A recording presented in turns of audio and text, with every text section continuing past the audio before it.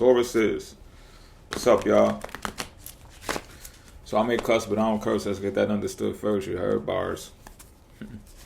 What's going on with y'all? Cross watches included. What's up? About to look into the Taurus energy.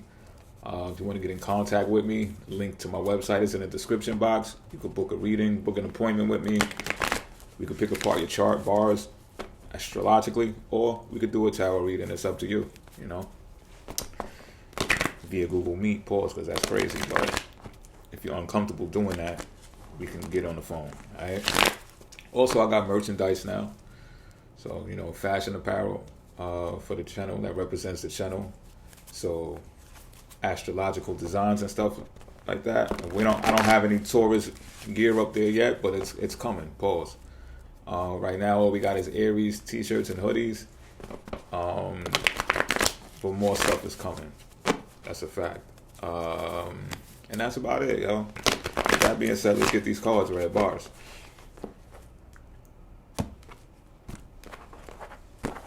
First card drawn. We have 3 card draw. I ain't gonna hold you long. Pause. First card drawn is relative to the situation at hand for the Taurus energy. What we got here? I'm bugging. The 9 of Wands. Pardon me. The 9 of Wands in reverse, y'all. This is how you feel about the situation. 2 of Pentacles in reverse. And this is the factor to consider regarding the situation. Justice in reverse. 1 major arcana out on the board. Alright, let's take a look at this.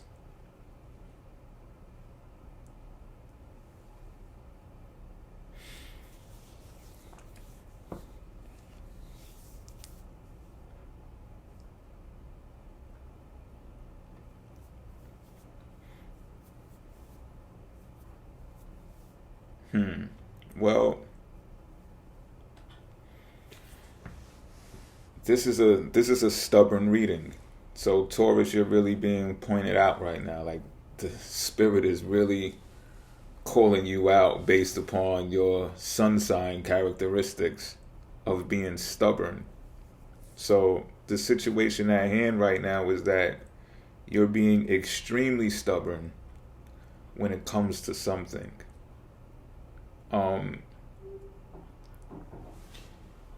And it's like you're doing it because you're trying to prove your point to someone. Maybe even, I think it's a group of people. You feel like, yo, people got you fucked up. And they been had you fucked up. And you refuse to like let them think otherwise. Because you know and you feel in your mind, body, and soul that you're right about the stance that you're taking in this situation. For some reason, I was just told that this is a family thing. This has got something to do with family. And you've been like fighting this war with them. I don't get like you're the black sheep of the family though. It's not one of those vibes that I'm picking up on. It's more like you're the one in the family that does possess strength, a type of strength that differs from the rest, but it may question the authority of the matriarch in the family. I'm picking up strongly on the mother vibes, on the mom vibes. If it's not a mom, it's a stepmom. It's a mother-in-law maybe. Strong mother-in-law vibes too. It's like you gotta fight the other side of the family continuously because of the relationship that you're in with your man or your girl. But you've been doing this. So it's not like this is some out of the blue type shit that you behaving all wild now. It's like, nah, you've been fighting this fight. What's happening though is you're starting to look at yourself like, wait a minute. The war is all fine and dandy because it represents what you stand for. That's not the issue. It's that it's starting to seep into your lifestyle. It's starting to impact the person that you are when you're not dealing with them. So it's like you're carrying all of that trauma with you into other areas of your life. And it's causing you to make poor financial decisions, but you're fully aware of this. This is not something that is flying over your head. You fully know this.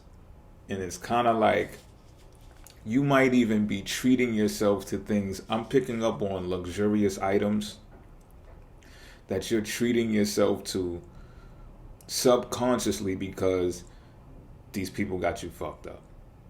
So it's like, okay, I'm gonna go buy me some outfits and shit like that. And I don't get like you're posting them online to get that type of social media clout or nothing like that. It's just like you're the type of individual that actually will pop up in the spots that these people are at. Again, I'm getting strong family, so it's like you're gonna be at an event soon. It's gonna be little Charlie's birthday party or something going, you know what I mean? And you're gonna be there, and you know other people are gonna be there, and you just gonna be fresh to death, flat out. You won't have it any other way.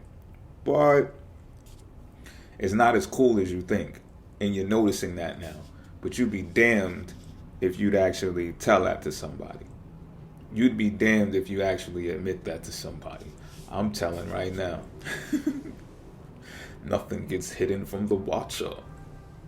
But real talk though, the factor to consider is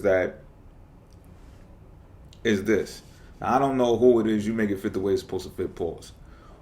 Somebody out of this group, this collective, is going to have to take accountability for the part that they play. It might be all of you. All right.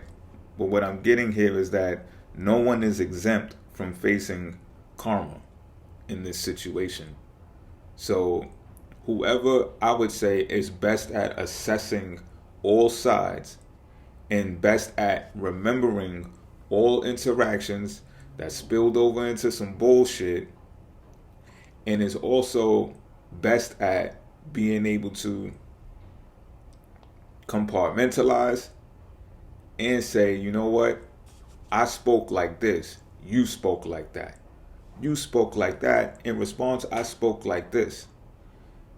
So karma is really not as complex as people like to make it out as. It's like when you're in conversation with someone else. I was just talking about this not too long ago.